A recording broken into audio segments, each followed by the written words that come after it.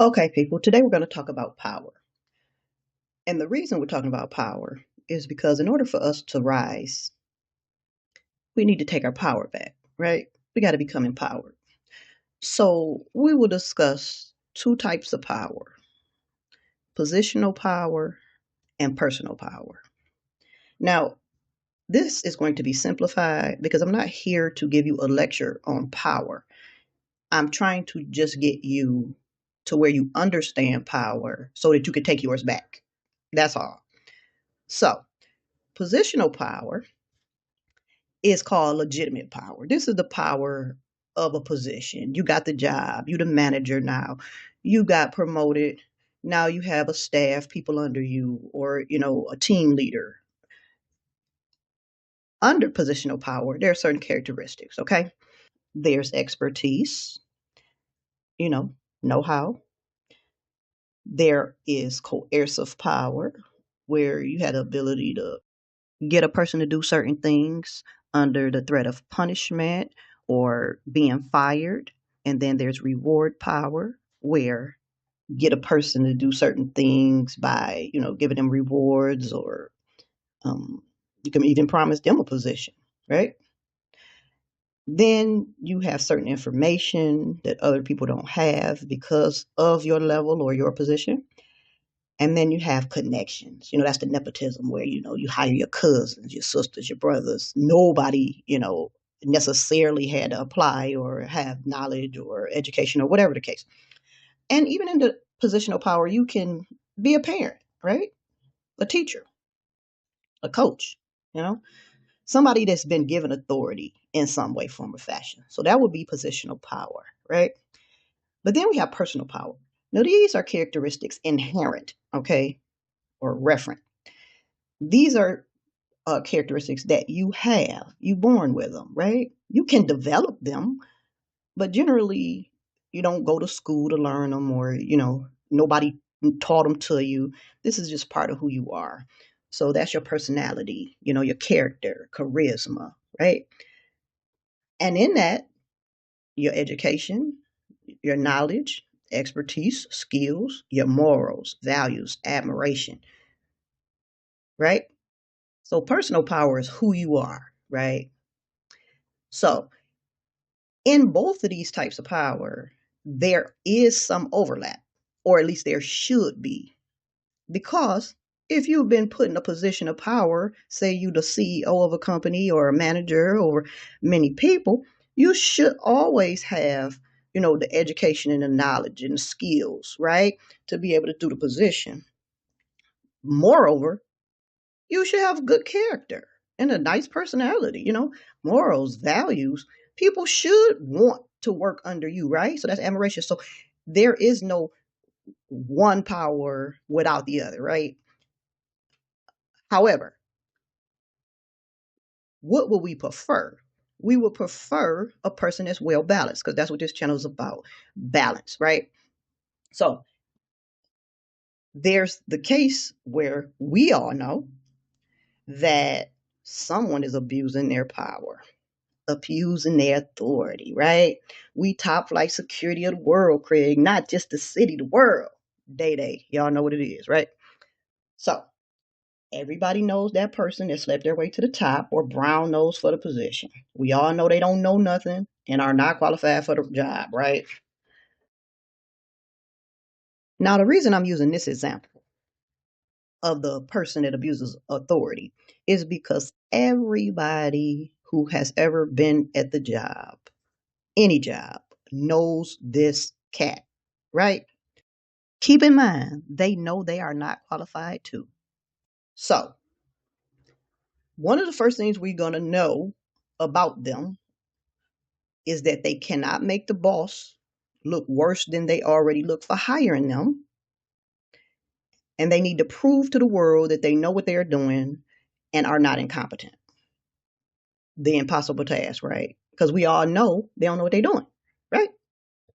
One of the first things they will do is start micromanaging your work, asking why you're doing certain things, scrutinizing your every move, requiring you to show them your work methods or techniques under the guise of training you.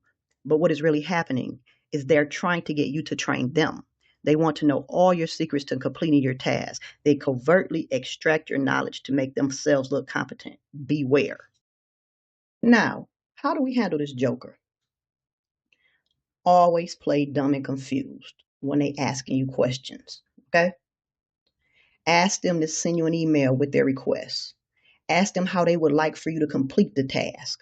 Ask them what policy or regulations they are referring to. Do all of this in writing. Okay? Why do you want to do it in writing? So that there is no miscommunication. Okay? There's no disrespect because you can see what you're saying, right? It can be proven what you've been saying, right?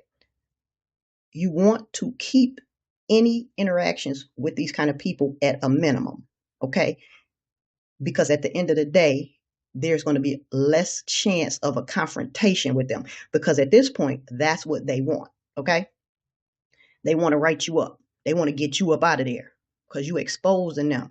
See, when you ask them questions about how they want you to proceed or what policy or regulations they're, talking about, that's going to make them have to work, which is a good thing because they need to learn how to do their job since they're in a position, right? So while they're working, that's going to allow you to get your work done and you become even better, right? But they're going to be pissed off at you. They're going to be mad. So you had to be prepared for that. Now, when you do these things to this kind of person, right? They're going to create scenarios to get you off your game. Okay? That's why you don't want to interact with them unless it's in writing. Okay? But that's not going to stop them from that confrontation because they want to write you up. So they're going to try to humiliate you and make you respond. And as soon as you respond or defend yourself, they're going to try to write you up. But that's what you want them to do. Why? Because then you get to respond to anything that they accused you of doing. And at that point, they really will be telling on themselves, okay? Because anybody that goes and researches what happened or looks at what's been going on, right? Look at your emails and your responses and their responses and your work performance versus their work performance. The picture is going to tell itself. So they will be telling on themselves. That's what you want to happen. So when they tell on themselves, boom, increased your power, right? Ultimate power move.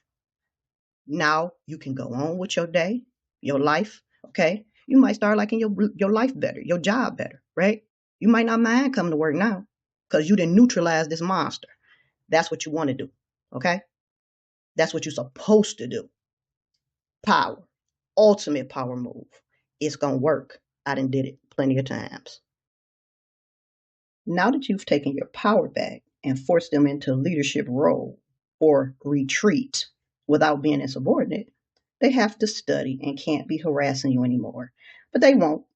They'll be harassing somebody else, looking for another employee to siphon energy from. But that's not your problem, as long as it ain't you. You see, the beauty of becoming empowered and taking your power back is that you start to feel better.